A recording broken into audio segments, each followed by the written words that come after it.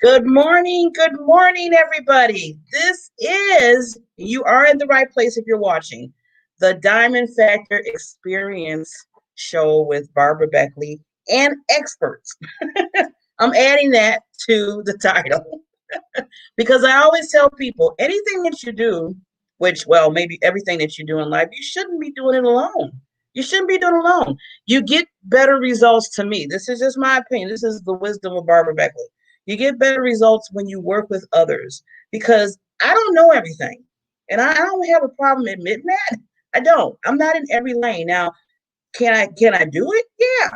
Can I try to, conquer it? Sure. That's what we do. I mean, we're warriors and we do what we want to do. But why would I want to do something that might somebody else's special genius is, and we can work together, and then I can work on my genius that I'm really good at, and we all come together and do it well. So that's why I always tell people, always look at collaborating. I'm giving you a little tip this morning.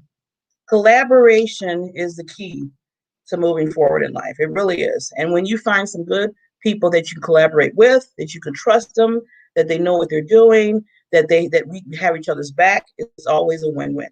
So with all that said, I want to go to a quote. I do my quotes in the morning for Monday. We got to start the week off right.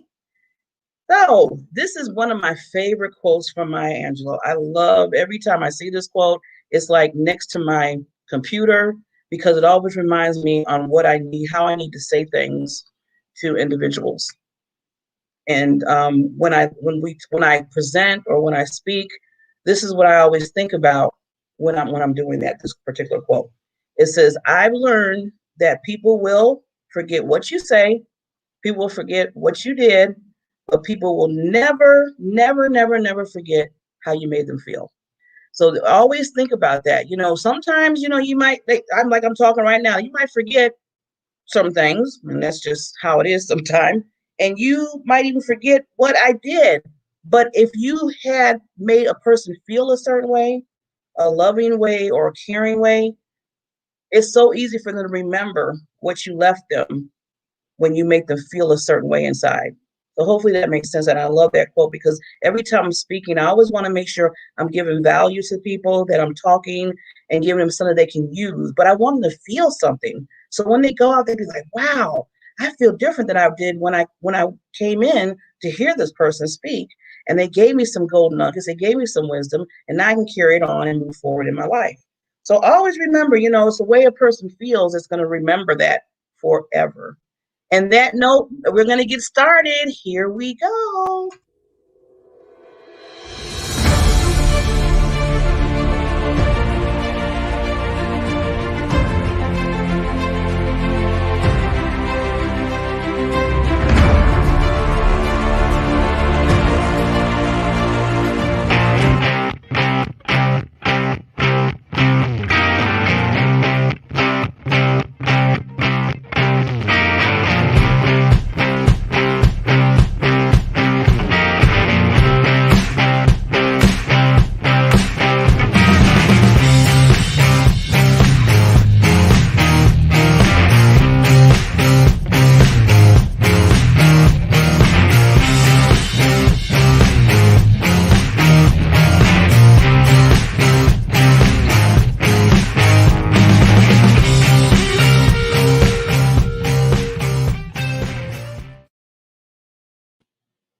So now I know every time I make some kind of video, it's going to be pumped up just like that. Because every time I hear that music afterwards, I'll be like, I'm ready. I'm ready. And if you don't feel that way, something is totally wrong. I don't know what it is, but I don't know. I just love that music. And it's funny when I made that video, I was thinking to myself, okay, what type of music should I put with this?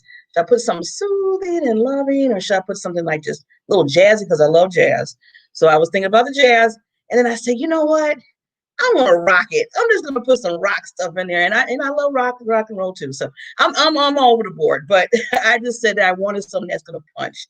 So hopefully it's punching you this morning.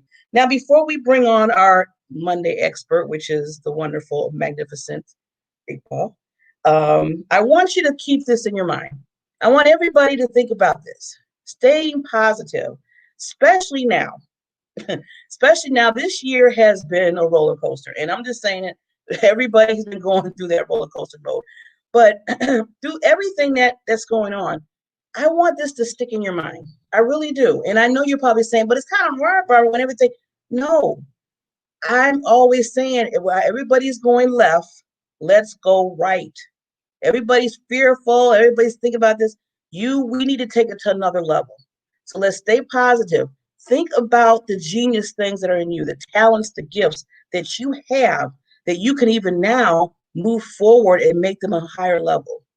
And I'm saying that because I've noticed even with myself that a lot of things that I've been doing in my, excuse me, my company, the Diamond Factor, and then even on my day job that I work, I've been learning new ways of doing things to build my skills and also those skills to help others. So look at it in that sense that this is all a learning curve for all of us, and so much of help being a downer about it.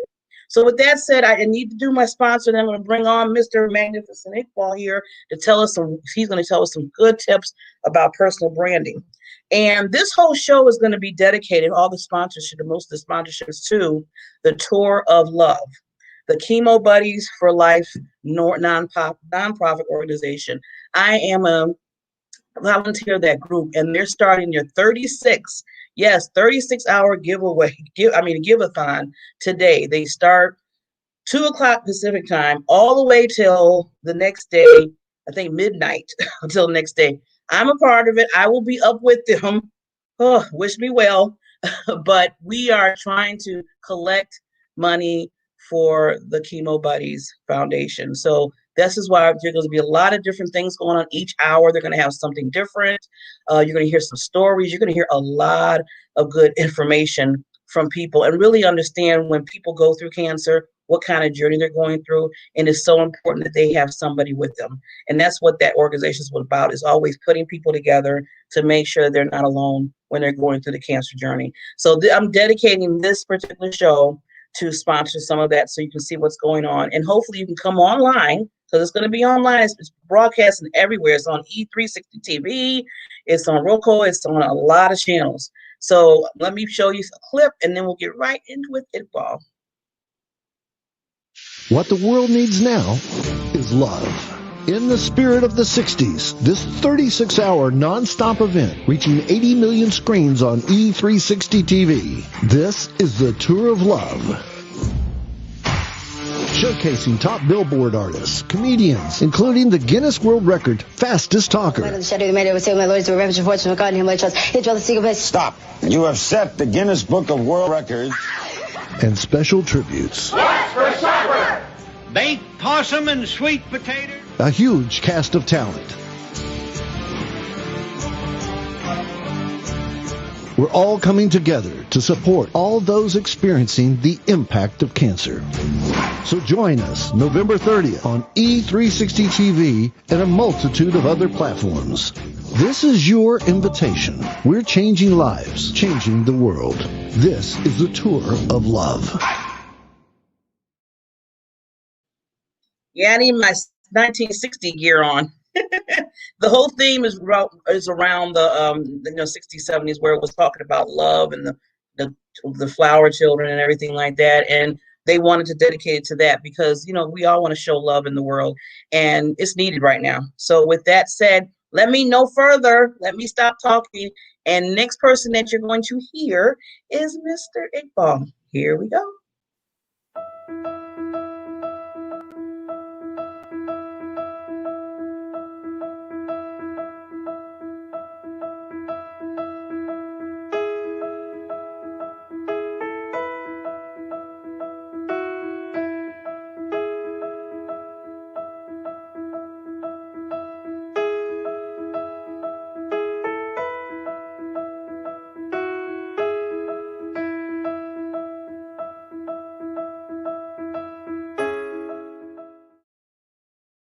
Hey, good morning, everybody. Good morning, Barbara. Good morning, Diamond Factor watchers. I'm so happy that you're with us today. First and foremost, I hope you all had a wonderful Thanksgiving holiday. I know a lot of you had an opportunity to be with close friends or close family I know that in our case, my parents were the only ones that came over, which was a dramatic change than what we normally do.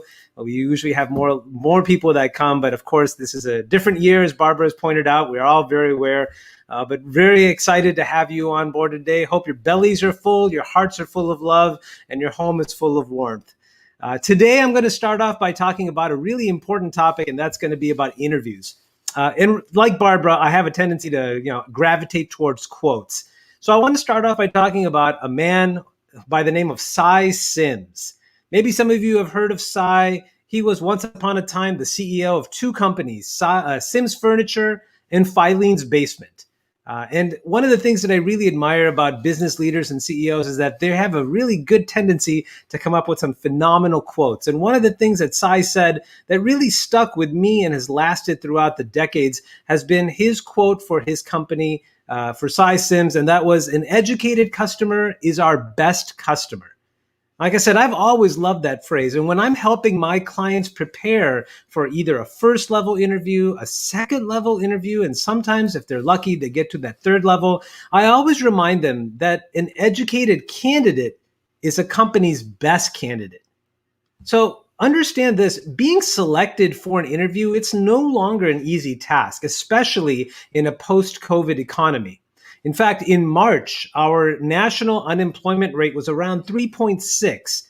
Today, it's 6.9%. It's almost twice as high as it was 9 months ago.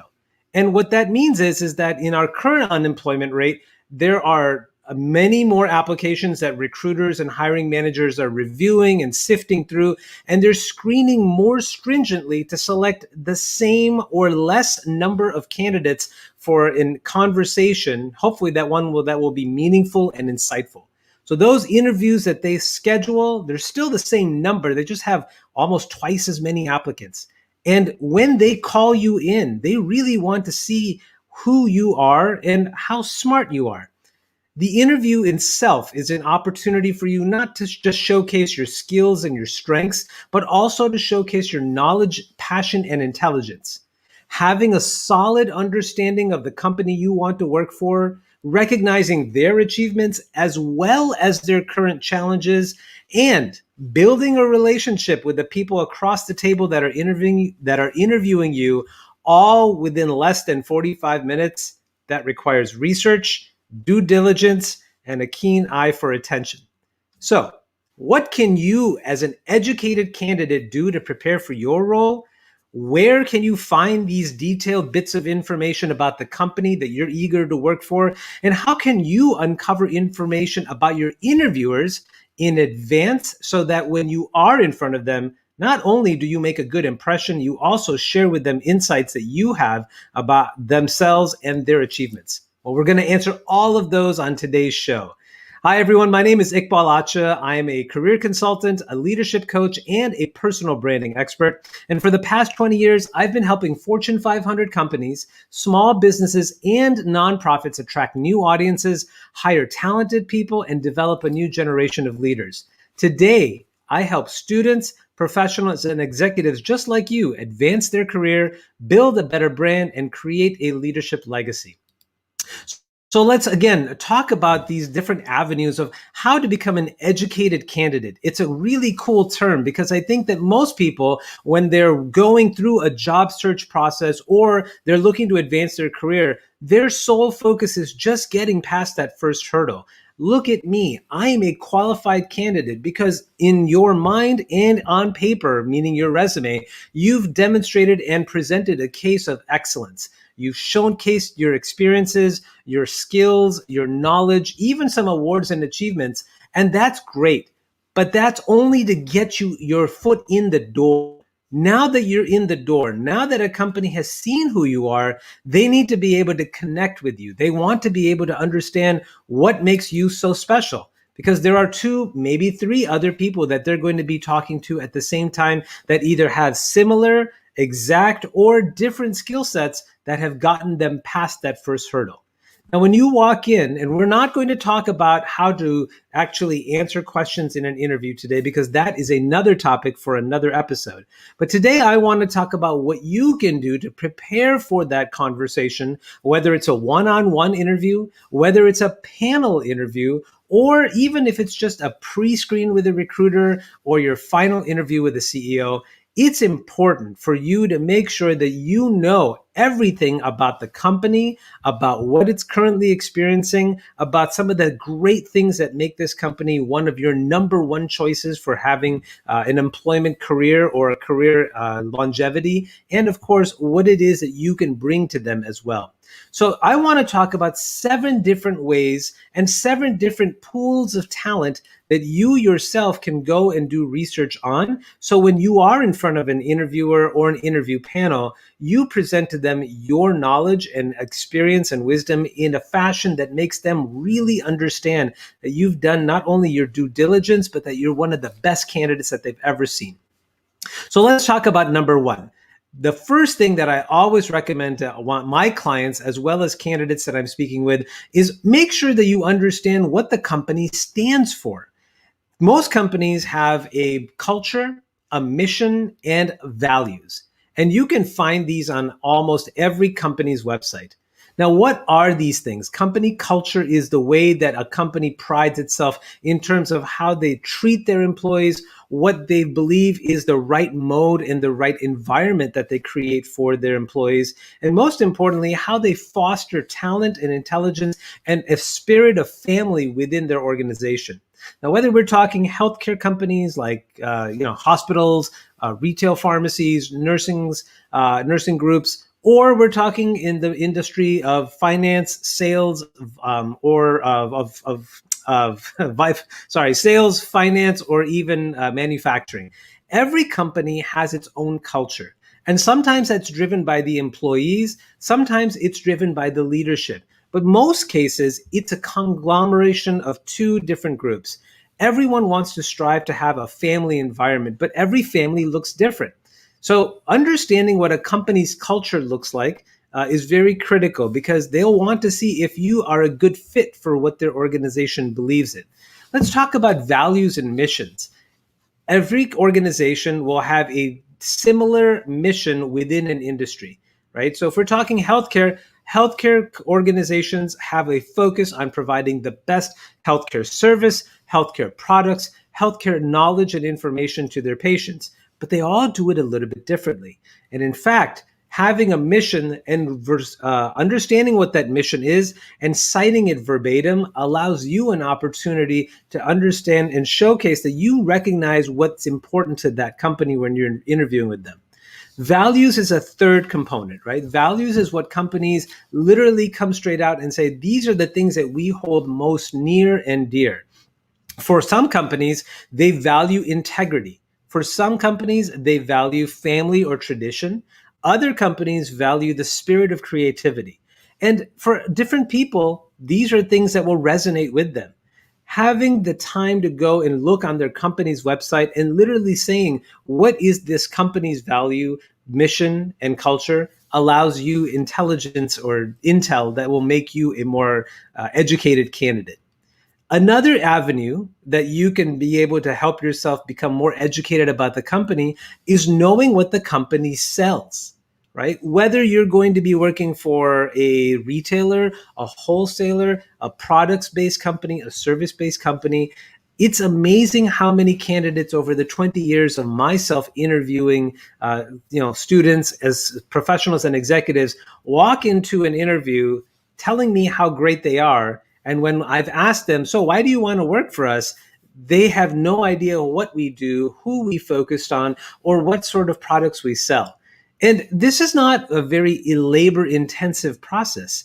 You can literally go to a website or walk into a store where it's possible to identify some key products and key services that distinguish this company from others. So if you're walking through a store, you can recognize, hey, this month, this product is a showcase product. It's right in front of, as soon as you walk in the store or walk in the door, it's front and center, which is typically a product that the company values highly. In certain cases, you'll see advertisements either online or on TV or basically in emails. Right? Again, these are products and services that companies are promoting because they want you to be able to take advantage of that. And knowing what those products and services are, talking about them, understanding what value they have brought either to you or to your family member or to your friends, showcases a connection between what they're promoting and how it's impacted you. Impact is the key word.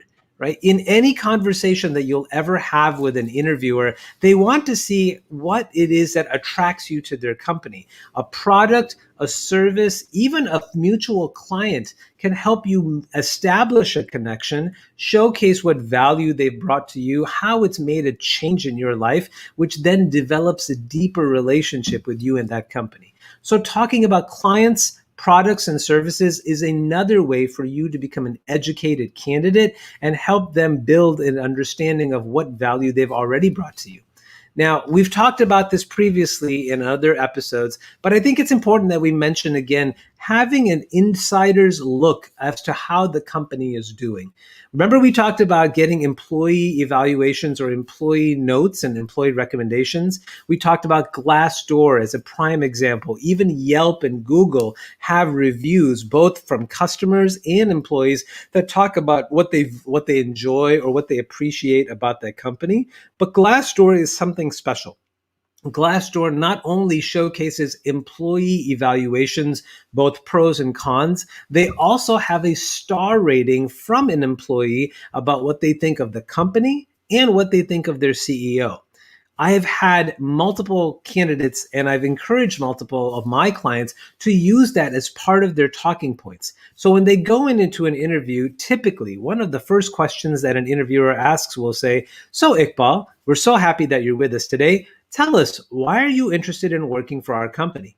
And if you can memorize what that company's CEO's name is, what their current star rating is on Glassdoor, and maybe one thing that they've done for the company that's moved it forward, I guarantee you that that is going to put your interview light years ahead of some of your candidates. Because every employee, the person that's sitting behind that desk that's interviewing you, her boss, and even her boss, all of them know the name of their CEO. All of them know what that CEO's values and missions are, and all of them are going to be good managers and leaders and follow through on his or her mission. So reciting the name of that CEO, knowing what the employees think about that CEO or even the company as a whole, and reciting a Glassdoor rating is a great way for you to help establish yourself as a candidate that's smart, knowledgeable, and definitely light years ahead of the rest. Now, we've talked about the major player in a company, right? Talking about the CEO is critical, but there are other people that report to the CEO that are also equally important. Now, if you're applying for a job in information technology, I think it's pretty important that you should know the name of the chief information officer. If you're going for a human resources role, you should know either the chief human resources officer or maybe a vice president of human resources within a division. All of these are publicly available or public knowledge that you can quickly Google. So if you go to Google, you can type in the name of the company. You can even type in chief human resources and VP or chief human resources officer or even manager or director of that organization, and you will get the names of these individuals. What's even better is that if you're in Google, most of these directors and executives have done some public speaking. They have been part of a panel. Maybe they've written an article for an organization, or they belong to an organization where they're helping other people within that industry explore new ideas, talk about new initiatives, and help them advance. Every director, every leader, every executive that I have ever met is a giver. They give back to the industry that's helped shape them to who they are today. And you can find relevant information about what they're doing today to advance other students and mentees within that group. talk about what they do. Maybe something that you can read in an article might say, hey, Susan Moore was the vice president or chief information officer at company ABC. And I just saw that she gave a talk on TED or TEDx in Vancouver. And her TEDx presentation really was impactful. It changed my life or changed my perspective on something. Again, building a personal relationship, whether you've had the opportunity to have a face-to-face or something that someone said, wrote, or spoke about has helped shape the way that you think, is a phenomenal way. And using that person's name and talking about an achievement, accomplishment, or an advancement that they've done really sets the tone in terms of how you develop yourself as a candidate of somebody that they should do. Now, we've talked about the CEO, we've talked about directors and executives, and that's all great. The interviewers are going to be impressed because you've already mentioned people that are near and dear to them. But who is more important and what name sounds the best in a conversation than their own, right? If I guarantee you, if you're ever going to have a conversation with a recruiter, a hiring manager, a director, an executive, or even the chief executive officer, you're going to know the name or the names of the people in advance because they're going to schedule that interview with you.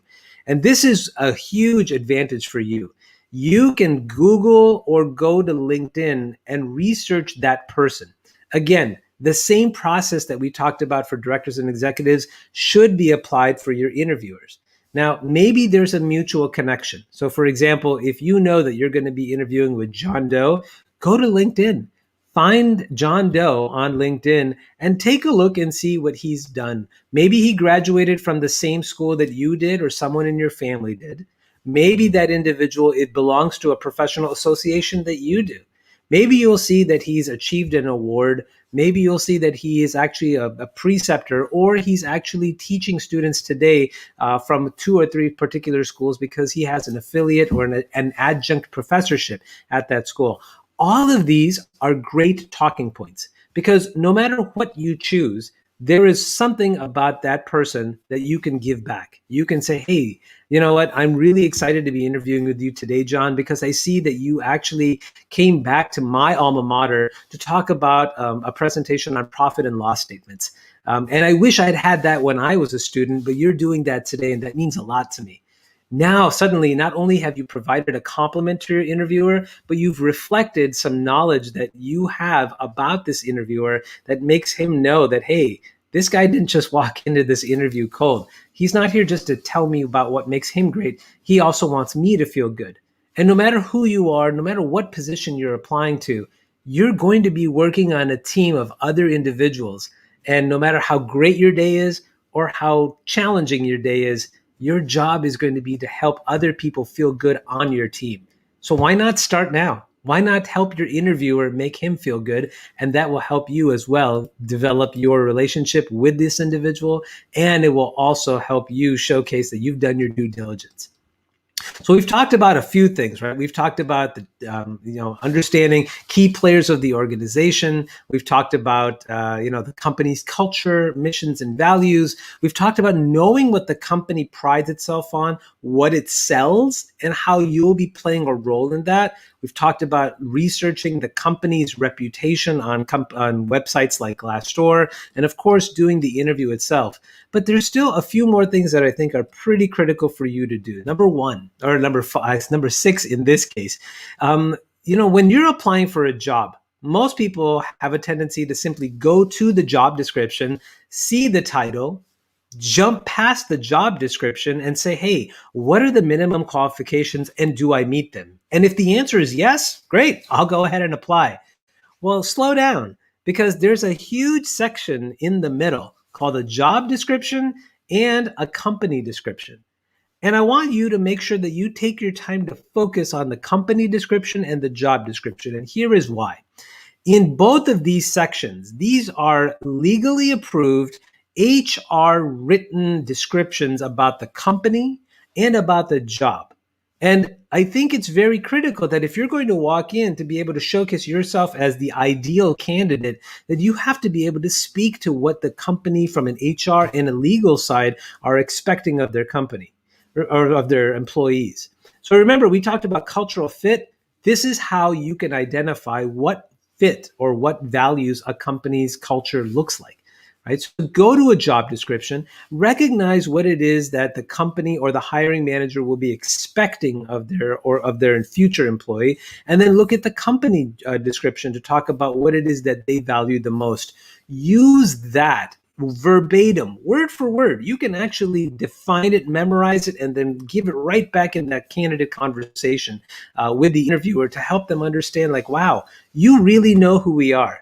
So here's a psychology tip. If you've ever tried to, hit a pickup on a lady or a man, what you'll find is that most people will ask questions, right? So tell me what you do, tell me what you're working with, or tell me what your challenges are.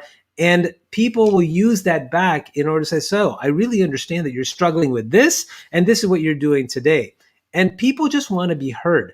Well, professionally, it's no different. If you're talking to an interviewer, they want to know that you really understand what their company is all about and what their company is looking for from an ideal candidate to help them either get out of a situation that they're looking to get out of, or take their business to the next level.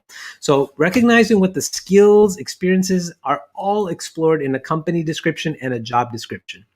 Now, the last thing I will tell you, which I think is very critical and it's easy to do, you want to know what it is that a company is doing today, right? There's a lot of information out there, and some of it is accurate and some of it is opinion based. Where are you going to go find true, accurate information about things that the company is doing, things that the company is doing well, things the way that companies are giving back to their communities and engaging in community groups? So the first thing I will tell you, which is the best source of information, is going to a company's newsroom or corporate newsroom. It's a website that is almost on every company's about page, or you can find it just by Googling the name of the company and typing in news. So my wife works for Target. I used to work for Walmart and Anthem. If you literally type in Anthem news or Walmart news, you will find a website dedicated to most of their latest achievements, accolades, awards. Maybe they'll be highlighting a particular associate or an employee of the month because of something that they've done. This is phenomenal food for you to use in an interview, right? Because the company wants to highlight and showcase the best of their employer, their workforce. Why not give it back to them? It says, hey, I was on your website and I noticed that you were talking about Mary Dyer. Mary Dyer works at store 1234. And not only was she, a 20-year employee, but she was recognized last month for doing this one thing for the community. And that really meant a lot to me because maybe for some, in this case, I'll give a great example. Barbara is doing a phenomenal job with Chemo Buddies for Life, right? That is an organization, an association that is giving back to patients that are suffering with cancer and going through chemotherapy. And this is an organization, as E360 TV is, trying to give back. Well, maybe you have somebody in your life that's gone through cancer and you know the travesty and the hardships that come with that. What a great way to show a connection, right? And not only that, you showcased one of their best because they put it out there on their news or corporate website. So that is one good source. Another good source is going to social media. Twitter is probably one of the best places that you can go. And if you follow that company, you will see that there is a social media manager that at least once a day is providing valuable insights about what their company is doing, some new project that they're working on, maybe an achievement or an accolade that they won because that they've invested in that. Or maybe it's just simply showcasing another employee, right?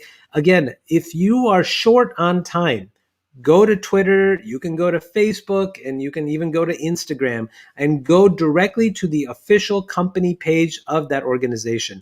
And you can find in the last 5 or 10 posts some great topics, some great ideas, and some great issues that the company wants people to know about. So not only do customers shop more, candidates have more insights into what they will be working with if they are hired.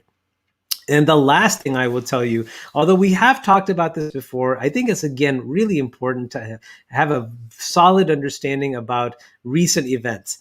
Everyone should be connecting with someone who works for a company on LinkedIn. LinkedIn has over almost 700 million users, individual people that work for different companies. And having a connection with them and a relationship with them allows you to be able to ask some pretty raw questions. Right? There's some things that you know that you cannot ask in an interview. You can't be like, so, are you worried about your job? Or maybe it's like, hey, you're still with this company in the same position for the last 20 years. Like, what's wrong with that? But you can ask your colleagues and associates some deep questions like, hey, what's the stability of the company like? Do you feel comfortable about how your CEO is leading the organization? Do you see more investments coming into your department that will allow you to either have more resources or maybe even hire new staff? Those are the types of questions that you can ask if you have a relationship with someone on LinkedIn, and then you can even use that in your interview. So, for example, my clients that I work with, I will talk to them about what software systems or platforms that they're very comfortable with, right? And you may not know that as a candidate when you're walking into a company. But what if you could say, listen, I'm really proficient on several applicant tracking systems, including iCIMS, Taleo, GRS Connexa, and Workday. I'm curious to know, I know that your company used to work with Greenhouse. That's a different ATS, but have you thought about looking and exploring other areas in these other 4 applicant tracking systems? I know that I can provide some valuable insights as to why Taleo might be better, or why Workday would help with you and your HR team be able to sift through candidates faster and actually develop a talent community. Wow. Hiring managers will be extremely impressed because they are always looking for new ideas, new talent, new software, new resources. And if you can provide that with the knowledge of what they're currently using, boom, you are definitely guaranteed to be a shoo-in. We've talked about a lot of different avenues for you to be able to become an educated candidate. Because as I said, and just like Sai says, an educated candidate is the best candidate. It proves to the recruiter, the hiring manager, and the decision maker that you are going to be not just a great fit, but an asset to the company. I really want to appreciate you guys for taking the time to listen to these types of information. And I certainly encourage you to make sure that if you do have questions, you can always post a comment on Facebook, on YouTube, and you can always find me on LinkedIn as well. So until the next episode, I really just want to wish everyone the most success that you can. If you have questions, feel free to reach out to me. My name is Iqbal Acha. Again, I'm a career consultant, leadership coach, and personal branding expert, and I'm wishing you nothing but success. Barbara?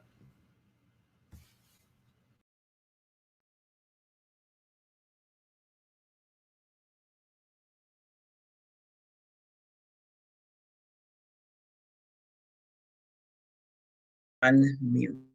I think this is going to be my regular thing that when I come back on, my mute button is on. This is like an automatic thing that happens to me. I don't know why, because I'd be so excited to come back on. I'm like, oops, mute button. But again, as I was trying to say, that thank you, Iqbal, for all your wonderful, wonderful information regarding, interviewing. And really, I love what he said, and he is so right. Well, he was right about everything, but he was so right about really getting the information about the company that you're interviewing with. That has helped me in the past so many ways.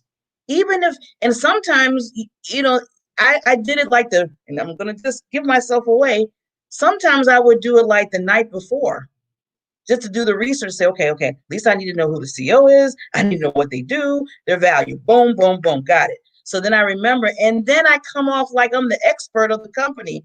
They didn't know that I just researched them within that day or in that night. But at least I still was prepared to at least understand what company that I'm trying to interview for and what they're about. Because if you don't have any type of sense of understanding who you're trying to interview for so you can work with them, then why are you even going to that route of trying to interview with them? So you got to think about that. It's like you don't care enough to research at a company where you might be getting hired and then you might stay there for over 20 years. Brands the fact that I'm telling my little story because I've been with my company now for over 20 years. So hopefully I loved what I was doing when I did it. I must have, because I'm still there. That when I was interviewing with him. So yes, always research the companies to make sure that you understand what's going on. Now, before I move on to our next item here, I told you this is basically, I'm doing all this most of the sponsorship around the tour of love that's happening today. It starts today for the nonprofit organization Chemo Buddies for Life, which is so awesome. I'm part of it. I'm a volunteer, and we are doing a 36-hour give-a-thon starting today, which we really need people. Not, I know we're trying to, raise money, which that's a part of it, but the other part of it is getting volunteers, getting people that will be there for cancer patients, cancer people that are going through that journey, that's just finding out that they might have cancer, and they need somebody there to basically tell them it's going to be okay through the storm, through what you're dealing with around you. I'm here for you. I'm here to hold your hand. I'm here to talk to you. I'm here to give you positive vibes so you can move forward in what you're doing. So with that, let me turn on another. Now, this is going to be a funny one. We have some funny outtakes here, so I know you'll love this. Hi, my name's Cameron Kao, and I want to inspire people that have challenges just like me, because I'm on the tour of love, baby.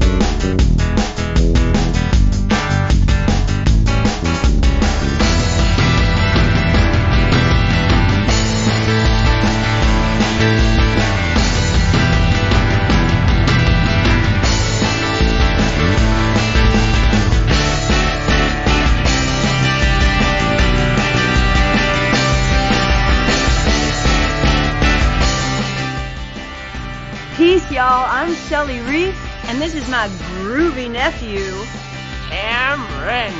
and we are the frequency of love. And we're here to bring it to you on the Tour of Love, baby. Woo!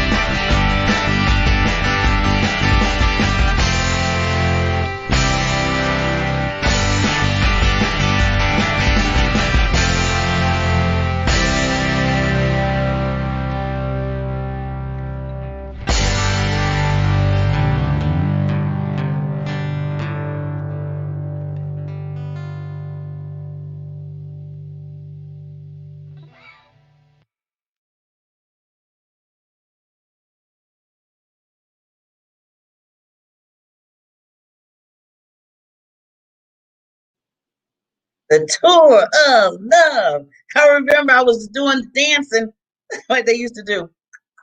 So I thought that was kind of cute. I'm loving the commercials they put together for this awesome give-a-thon that is doing today. So yes, it starts today.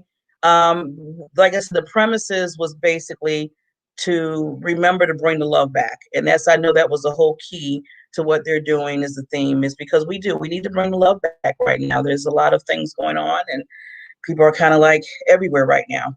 So with that said, usually we have our law enforcement expert come on, Harlan McMath, but he wasn't able to join us today.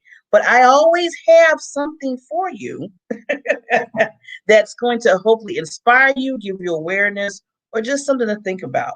So what I do under the Diamond Factor LLC, I interview some wonderful, wonderful ladies that I call Queen Diamonds. And I interview so you can understand their business, what they do, what their passion is, what they love. Because I always tell people you need to let that's how you can create relationships when people get to know you better. So I do these interviews. This one interview I want to show you that I did this a few months ago. A, a lovely, lovely young 13-year-old. She came on the show, and I'm telling you, just blew my mind of how mature she is, and she is on a mission. She's on a movement to show the love to others. So I'm going to play this, just a little intake of it, because you have to see. And she's a singer, and she did sing one of her songs that she wrote. She wrote and produced it. So let's just take a look at this. I want you to really get to know who this person is. Yes. Yes. Gotta make sure the audio is on, because sometimes, there we go.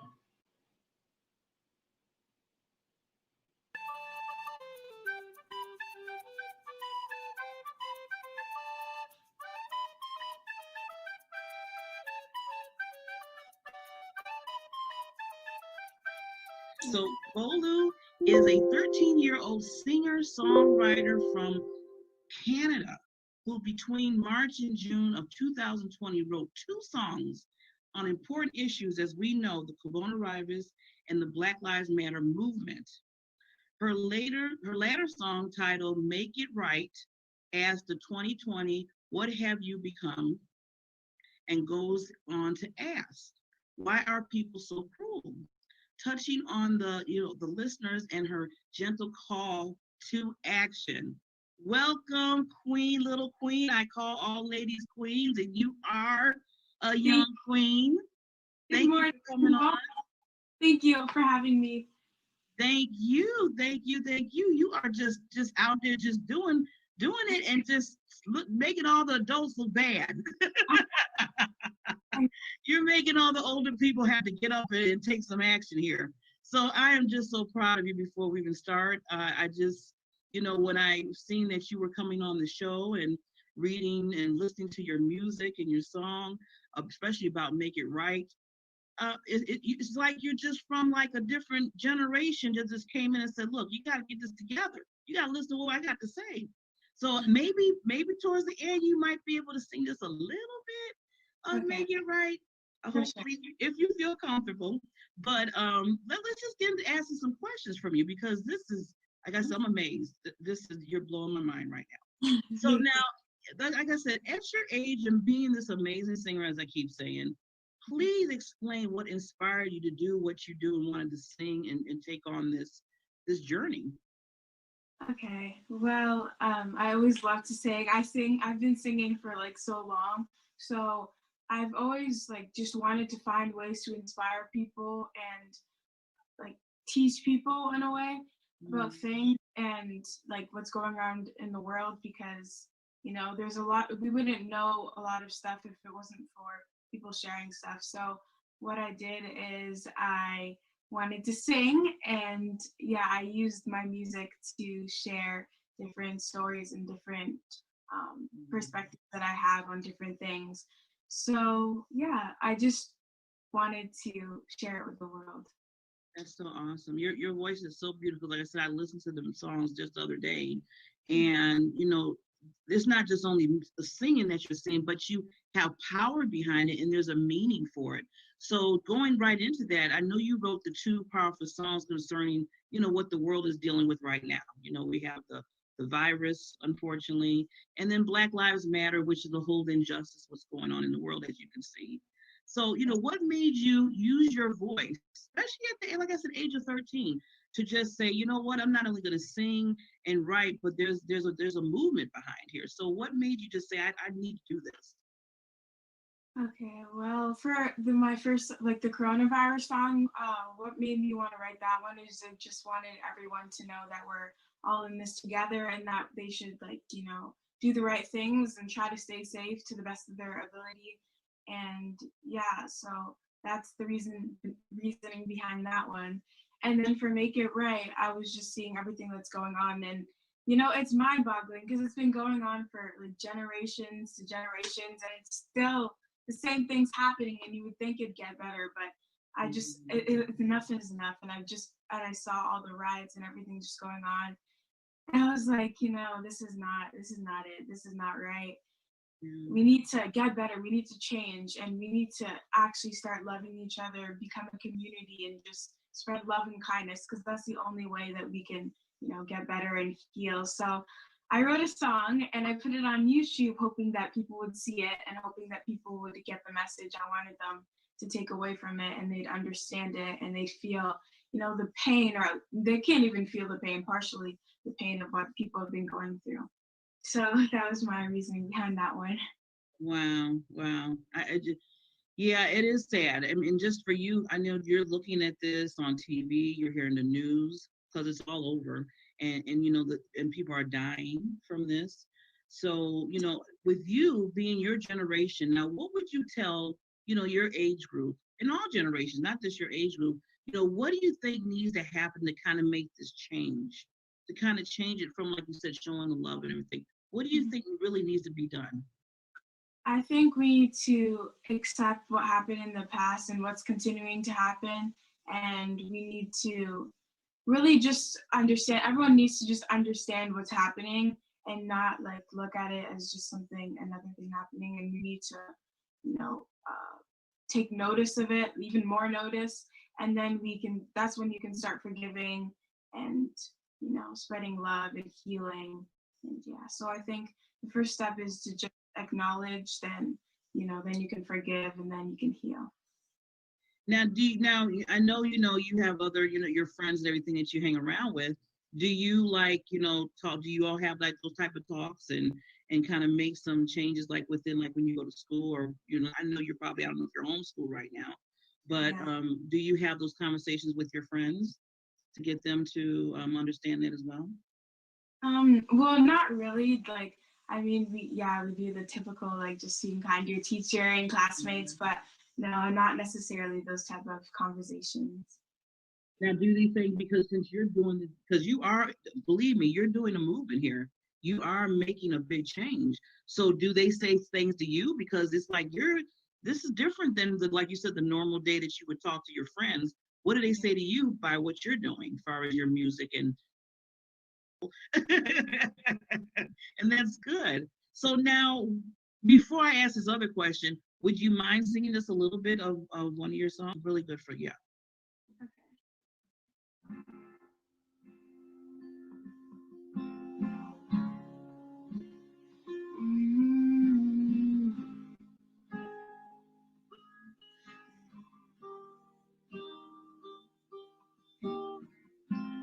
2020, what have you become? I'm just wondering what's going on. Why are people so?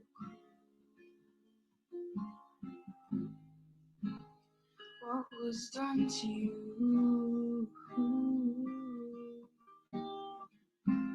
People preaching truth, getting ignored. Don't even know what to do anymore. You have enough realize that it's time to make it.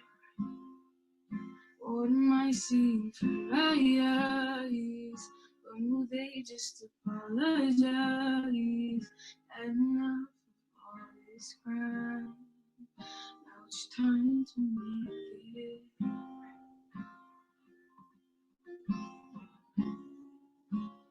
Mm-hmm.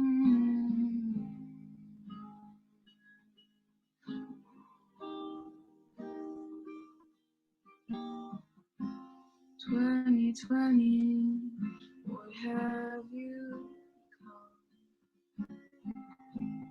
I'm just wondering what's going on.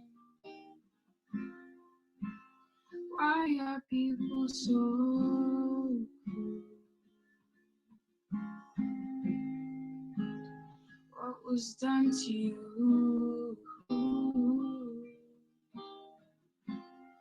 People preaching truth, getting ignored, don't even know what to do anymore. Have they not realized that it's time to make it? What am I seeing from my eyes? Or knew they just apologize? Had enough of all this crime. Now it's time to make it.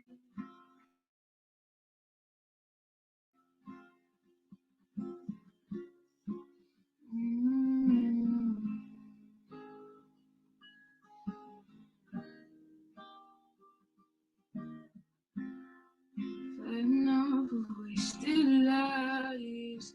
This is wrong, no, it ain't fine. Can we all just stop the fight? Make it right. Yes, that song. Thank you. I truly, truly, truly loved doing that particular interview. It was so awesome to have that young lady on the Diamond Factor Spotlight. And that's what I'm talking about. We need, we're talking about love here, especially for the tour of love. I've been doing the Chemo Buddies commercials. But, one thing we need to remember, we need to show love. We need to bring love in. We need to really, really, really dig deep inside and do that, because we all need those virtual hugs, the talk of encouragement. It's getting towards the end of the year. We just had Thanksgiving, and we need to keep that going. As I said earlier when I first started the show, we need to keep this going. We need to stay positive within ourselves, and then to help others to stay positive, because we're not. We're talking about, some people say, "Well, we're alone." You're not alone. We're all dealing with the same pandemic. Sorry. So why don't we get together and make sure that we're going to be okay with each other, and just show love, just show the respect, just embrace. Let's embrace each other so we can get through this next hurdle in our lives. So with that said, thank you everybody again for always supporting me on the Diamond Factor Experience Show with Barbara Beckley. Again, I thank Iqbal for his expertise. I thank the lovely 13-year-old Diamond Queen Diamond, as I call her, for sharing her love, and her mission, her movement is to express that in front of others. And I will be back on Wednesday with some experts and some special surprises. Yes, I had to bring some surprises to make things interesting. And with that, I'm just going to do one more, and then I will see you on Wednesday. Remember, stay positive, show the love, and be a part of the 36-hour give-a-thon with Chemo Buddies. Yes. The Tour of Love welcomes Melissa Manchester. This double Grammy winner joins a long list of talent on E360 TV. For 36 hours straight, they're all coming together to support those experiencing the impact of cancer and to lift the spirit of humanity with love at a time we need it the most.